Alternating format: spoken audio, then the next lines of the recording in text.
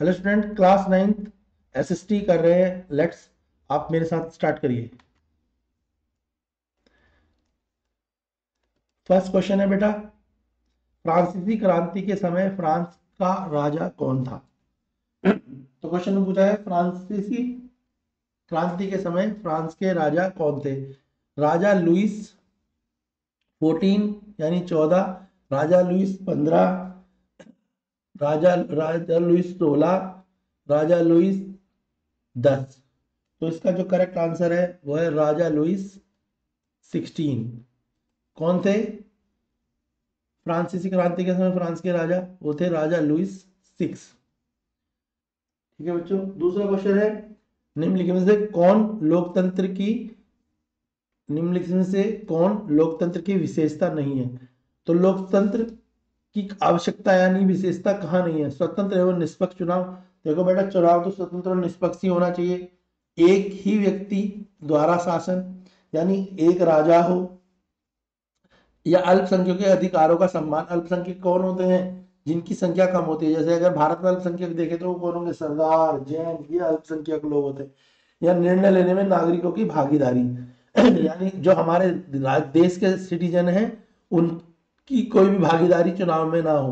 तो लोकतंत्र की विशेषता होती है स्वतंत्र एवं निष्पक्ष चुनाव, अल्पसंख्यक के अधिकार का सम्मान, निर्णय लेने की नागरिक भागीदारी। तो क्या गलत है लोकतंत्र के लिए? तो एक ही व्यक्ति द्वारा शासन। तो इसका करेक्ट आंसर है एक ही व्यक्ति द्वारा शासन। ये लोकतंत्र की विशेषता नहीं है। बच्चों समझ आया आपको क्वेश्चन? नेक्स्ट क्वेश्चन देखो। नेक्स्ट क्वेश्चन है, भारतीय संविधान में कौन सा मौलिक अधिकार कानून के समक्ष समानता का सुनिश्चित करता है? तो भारतीय संविधान के हिसाब से मौलिक अधिकार कौन से अधिकार होते हैं जो हमारे को बाई बर्थ मिलते हैं? तो मौलिक अधिकार, स्वतंत्रता का अधिकार यानी हम कहीं भी जा सकते हैं। समानता का अधिकार यानी सभी लोगों के साथ समान व्यवहार हो, चाहे वो लड़का हो या लड़की हो या वो किसी भी जाति का हो, सबके साथ कैसा व्यवहार होना चाहिए? समान। तीसरा संपत्ति का अधिकार, और चौथा शिक्षा का अधिकार यानी सबको शिक्षा का अधिकार। तो हमारा जो मौलिक अधिकार है वो कौन सा अधिकार है? सभी की मौलिक अधिकार होता है समानता का अधिकार। इंग्लिश में भी बोलते हैं इसे राइट टू इक्वेलिटी, यानी सभी लोगों को क्या है? समानता का अधिकार जो है उनका मौलिक अधिकार है। मौलिक अधिकार कौन से होते हैं? जो हमें मौलिक रूप से मिलते हैं, जो हमारे होते हैं। कुछ अधिकार हमें जनता सरकार देती है, कुछ अधिकार हमें शिक्षा से प्राप्त होते हैं, पर कुछ अधिकार हमारे पैदाइशी पैदा होते ही हमें मिल जाते हैं। वो अधिकार क्या कहलाते हैं? मौलिक अधिकार। तो समानता का अधिकार। भारतीय संसद का ऊपरी सदन कौन सा है? तो ये तो बेटा पता ही होगा। तो ऊपरी सदन जो है भारतीय संसद का वो कौन सा है? वो राज्यसभा है। ठीक है, इसे अपर हाउस बोलते हैं। और जो लोअर सदन है उसे लोकसभा बोलते हैं। ध्यान रखना, उल्टा है। अपर सदन का मतलब राज्यसभा। ठीक है, इसे काउंसिल ऑफ स्टेट भी बोला जाता है। ठीक है, तो राज्यसभा में बेसिकली क्या होता है? नेक्स्ट देखो, 1789 में फ्रांसीसी क्रांति की शुरुआत किस घटना से हुई थी? 1789 में जो फ्रांस में क्या हुई थी? क्रांति हुई थी। तो किस घटना के कारण वो जो उसकी शुरुआत हुई थी?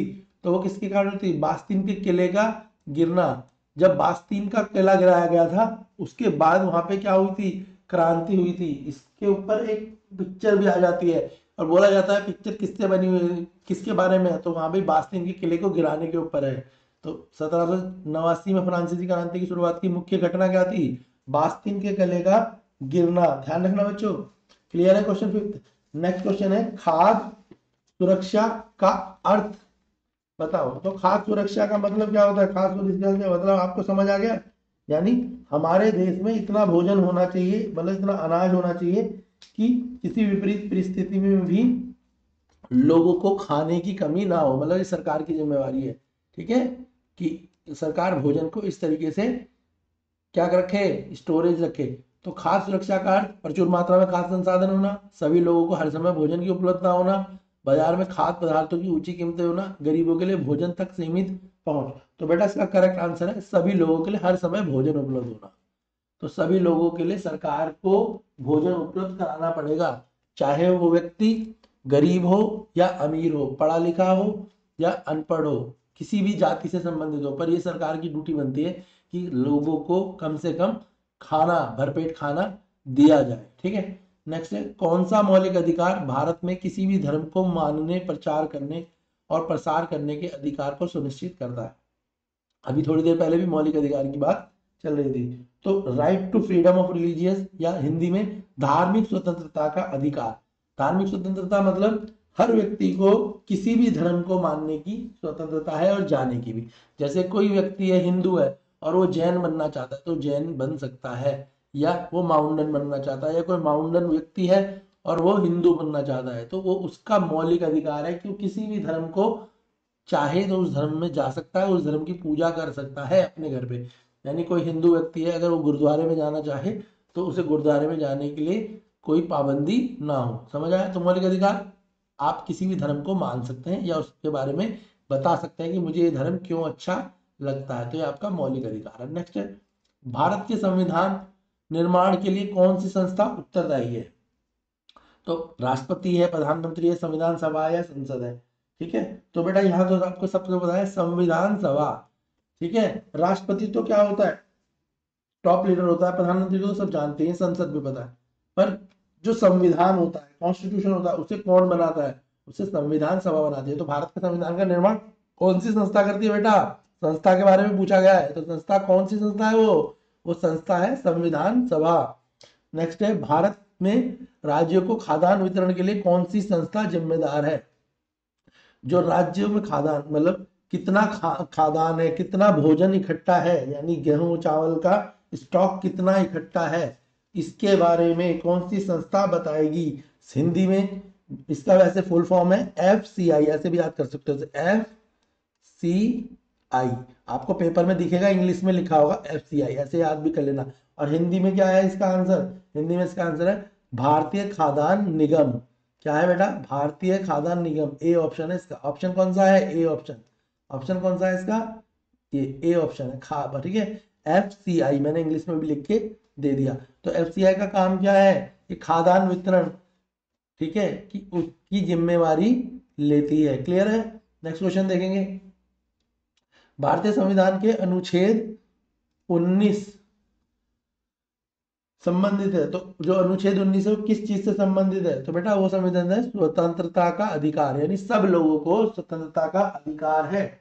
ठीक है, वो कहीं भी जा सकते हैं, कहीं भी रह सकते हैं, किसी भी जगह पे प्रॉपर्टी खरीद के अपना घर बना सकते हैं। तो ये स्वतंत्रता का अधिकार अनुच्छेद 19 हमारे को कौन सा देता है? अनुच्छेद 19 देता है। अनुच्छेद 19 के तहत ही हम एक राज्य से दूसरे राज्य में जाकर जॉब भी करते हैं, या उस राज्य में रहना शुरू कर देते हैं, वहां पे अपने लिए घर खरीद लेते हैं, अपने परिवार के साथ हम वहां रहना शुरू करते हैं। यह अनुच्छेद 19 के कारण होता है। पहले जम्मू कश्मीर में 370 थी, तो अनुच्छेद 19 की वहां पे मान्यता इतनी नहीं थी। अब 370 हटने से वहां पे भी अनुच्छेद 19 लागू हो गया। समझ आ गया? तो स्वतंत्रता का अधिकार। एडोल्फ हिटलर जर्मनी में किस राजनीतिक दल के नेता थे? तो एडोल्फ हिटलर किस राजनीतिक दल के नेता थे? National socialist German workers party के, नाजी पार्टी, ऐसे याद कर लेना। नाजी के नाम से, नाजी पार्टी के ही नेता कौन थे? हिटलर थे। कहाँ और हिटलर कहाँ के होते? जर्मनी के, याद रखना। भारत में मानसूनी हवा किस महासागर से प्रभावित होती है?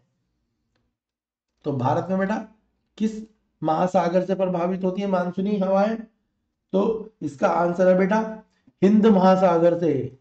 आसानी से याद कर सकते हो, भारत किससे बना है? हिंद से। हिंद के हम नागरिक हैं। ठीक है, तो ये जो है मानसूनी हवाएं किस महासागर से आती हैं? हिंद महासागर से आती हैं। ठीक है, क्लियर है ये बात? ध्यान रखना इस बात का। ठीक है, क्योंकि यहाँ पे क्या होता है, मानसून आता है तो सीजन चेंज हो जाता है। ठीक है, और जिसके कारण जो यहाँ की हवाएं होती है कैसी होती हैं? गर्म और गीली। गर्म और गीली होने के कारण क्या होता है, यहाँ से मानसून स्टार्ट हो जाता है। नेक्स्ट है, भारत में कौन सी संस्था चुनाव कराने और स्वतंत्र निष्पक्ष चुनावी प्रक्रिया सुनिश्चित करने के लिए जिम्मेदार है? तो चुनाव कौन कराता है भारत में, और इसके लिए मतलब पूरा अधिकार किसको दिया गया है? तो इसके लिए चुनाव कराने के लिए कौन जिम्मेदार है? निर्वाचन आयोग। जो निर्वाचन आयोग होता है, इलेक्शन कमीशन, इंग्लिश में क्या बोलते हैं इसे? Election commission. निर्वाचन आयोग सुनते भी रहते होंगे आप कि इलेक्शन कमीशन को हमने बीजेपी के खिलाफ बोला या कांग्रेस के खिलाफ बोला, तो इलेक्शन कमीशन का हिंदी में क्या बोलते हैं? निर्वाचन आयोग। तो निर्वाचन आयोग ही डिसाइड करता है कि किस राज्य में कब चुनाव होंगे, उसकी डेट क्या होगी, चुनाव कितने चरण में होगा, यानी एक ही बारी में हो जाएगा, 2 3 4 चरण में होगा। जैसे कि दिल्ली में अब लोकसभा चुनाव एक ही बारी में हो जाते हैं, और यूपी में होने में 4 5 चरण लगते हैं, क्योंकि जिस राज्य का क्षेत्रफल बड़ा होता है वहाँ चुनाव में भी 4 5 बार में चुनाव कंप्लीट होता है, और जिस राज्य का क्षेत्रफल छोटा होता है वहाँ जल्दी चुनाव हो जाता है। तो चुनाव कराने की जिम्मेदारी कौन लेता है? निर्वाचन आयोग। नेक्स्ट है गंगा नदी का उद्घाटन स्थल, उद्गम स्थल है। गंगा नदी कहाँ से शुरू होती है, ये पूछा गया है। तो गंगा नदी गंगोत्री ग्लेशियर से शुरू होती है। गंगोत्री ग्लेशियर याद रखना, गंगोत्री ग्लेशियर से गंगा नदी क्या होती है बेटा? शुरू होती है। ग्लेशियर पता है ना, बर्फ के पहाड़ धीरे धीरे पिघलते हैं और गंगा वहां से शुरू होती है, वैसे भी आपको पता ही है, ठीक है ना। नेक्स्ट है मानव पूंजी की अवधारणा में शामिल है। मानव पूंजी की अवधारणा में कौन शामिल है? तो ये पूछा गया कि मानव जो है किस तरीके से एक पूंजी की तरह काम करता है, मतलब क्या बेनिफिट है मानव का। तो मानव कौशल, ज्ञान और शिक्षा के कारण वो एक पूंजी है। अगर कोई आदमी है या औरत है, मतलब इंसान है, और उसके पास कुछ स्किल है, उसके पास कुछ नॉलेज है, उसके पास कुछ ज्ञान है, शिक्षा है, तो वो अपने परिवार के लिए, अपने राज्य के लिए और अपने देश के लिए फायदेमंद है, क्योंकि वो अपने कौशल से, अपनी स्किल से, अपने ज्ञान से, अपनी शिक्षा से खुद तो धन कमाएगा ही, अपने जीवन को अच्छा जिएगा ही, पर वो समाज के लिए भी लाभ प्रदान करेगा। तो मानव में कौन सी पूंजी सबसे इंपॉर्टेंट है? कौशल, ज्ञान और शिक्षा की। भारत में आम चुनाव के लिए मतदान की न्यूनतम आयु, ये तो सब बच्चों को पता है कि हम किस उम्र से वोट देने चालू करते हैं। तो 18 वर्ष की उम्र से हमारे को वोट देने का अधिकार मिल जाता है। जब हमारी एज कितनी हो जाती है? 18 वर्ष हो जाती है, उसके बाद हमारे को वोट देने का अधिकार होता है।